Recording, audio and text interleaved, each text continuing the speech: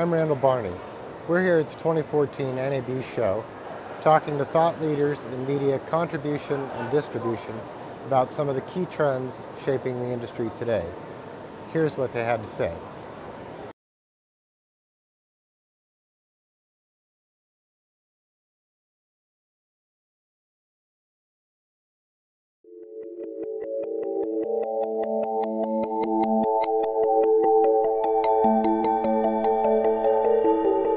Well, again, I'm a provider of services, and the applications for things like new order modulation schemes like DVB-S3 and carrier under carrier are going to make the transmission of video a very key service on satellite for a great many markets, much easier to make economic decisions on. As you already know, the satellite video market's under threat from internet and IP displacement. And these new technologies extend the ability to monetize bandwidth to make better decisions on the economics of staying on satellite. So I think it opens up a great many markets. The transition, you'll see it on contribution services first, where people can take full advantage, and then downstream, next generation, you can expect to see it on distribution platforms.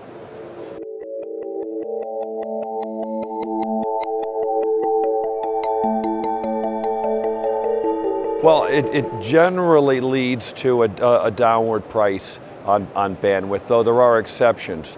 The interesting exceptions are, of course, maritime and aeronautical services, where mobility can only be served by satellite. So that's more like fish in a barrel, where there aren't so many alternatives about where that goes until there's oversupply of capacity in that narrow segment. But in markets like contribution or VSAT, where there are domestic alternatives, you have to be more competitive. And again, that's where the more efficient use of space segment is very important to stay relevant.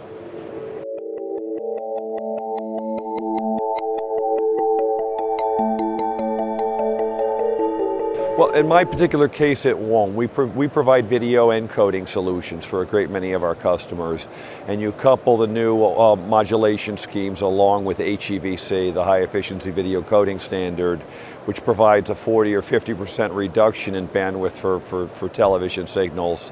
It's a double whammy in terms of improving the economics of either increased channel capacity or higher video quality, which will be absolutely essential to support services like 4K TV.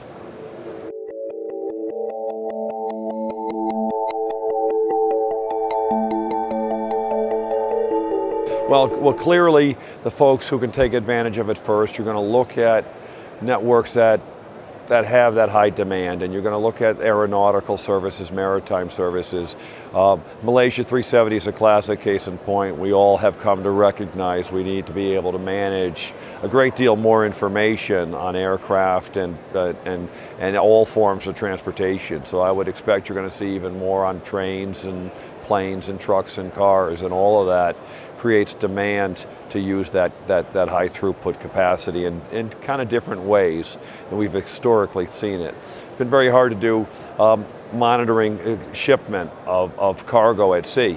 And now all of a sudden, with a great deal more capacity on high throughput satellites, that starts to open up. And then you look for opportunistic use in the video space for news contribution, backhaul, and I think those are the places where it's easier to think about implementing, high bandwidth.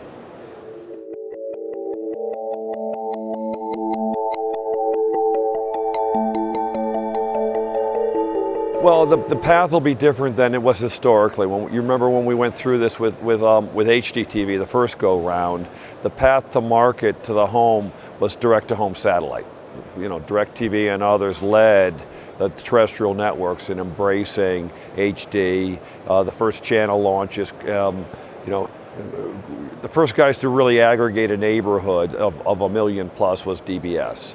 The dynamics are going to be different this time around with 4K, where the first million subscribers are probably going to be Netflix or Amazon or Hulu subscribers using over-the-top nonlinear file delivery to get the first content people will be able to play on those 4K TVs. And that will put more pressure on broadcasters and programmers everywhere to start embracing and adapting it. But Most estimates put this out 2-3 years before I think you reach a point of inflection. So it's still early days.